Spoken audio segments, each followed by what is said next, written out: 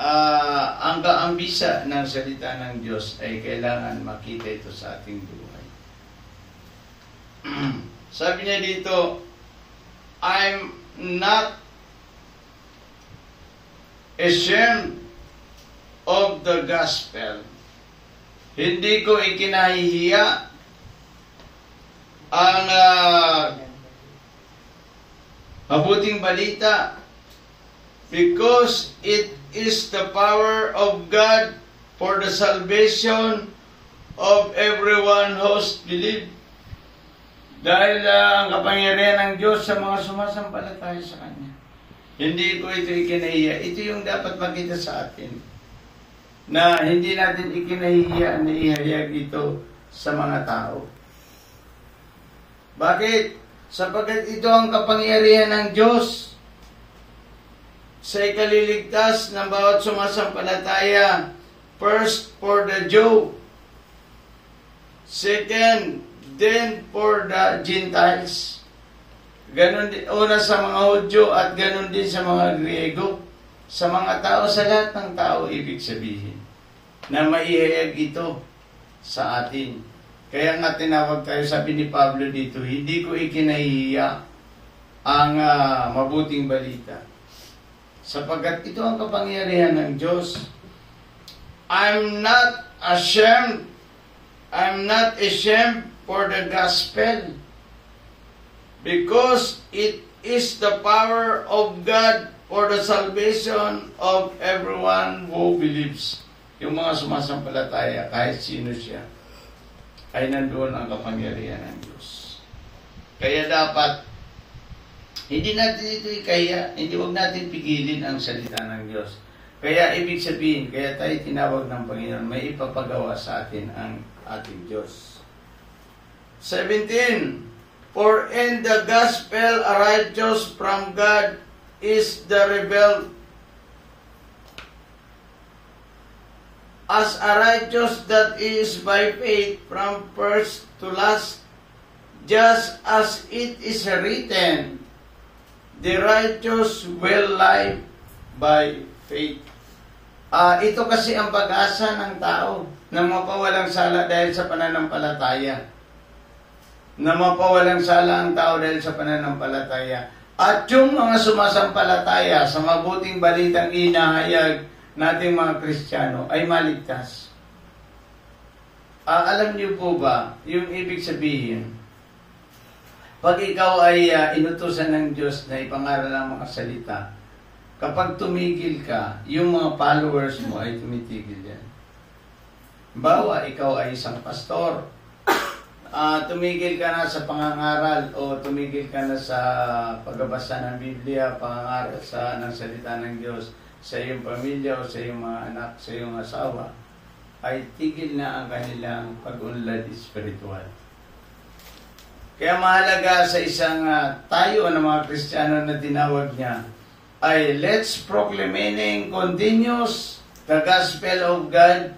Dapat niyan yun yung continuing na ihayag ang salita ng Diyos na ito ay makita ng lahat ng tao. Minsan para bang di mo ba napapansin sa atin? Yan ang gusto ni Satan sa atin. Na basta lang mabuhay tayo. Nabubuhay naman ako eh. Bahala ka na. Hindi yun dapat. Sabi niya dito, hindi ko ikinahihiya ang mabuting balita sapagkat ito ang kapangyarihan ng Diyos sa ikaliligtas ng tao.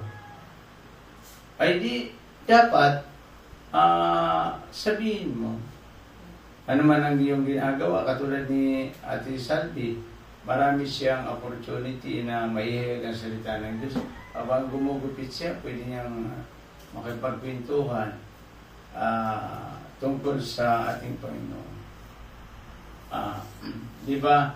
Karamihan nga sa mga nagtatrabaho ng mga Kristiyano, habang sila nagkikwentuhan ng katrabaho niya, ikinikwento niya ang salita ng Diyos, kung ano siya. Yun ang kanyang buhay. Mahalaga dito ay binago tayo ng Diyos kasi hindi natin maikikwento ang isang kapangyarihan ng Diyos hanggang siya ay hindi nababago ng Panginoon. Kasi, tingnan mo dito, sa verse 1, I'm not ashamed of the gospel. Hindi ko ikinahiya. Because it is the power of God for the salvation of everyone who believes. Kung yung mga tao na hindi ka nabago ay hindi maniniwala doon sa sinasabi mo. Sapagkat yung kapangyarihan ng Diyos nakita sa iyong buhay. Kaya bali, ano ang tawag dito? Yung ipinapasa mo lang ito. Yung testimony ng buhay ng tao, sapat na ito eh. Bawa ako'y binago ng Diyos. Pwede natin itong testimony as share the gospel of God.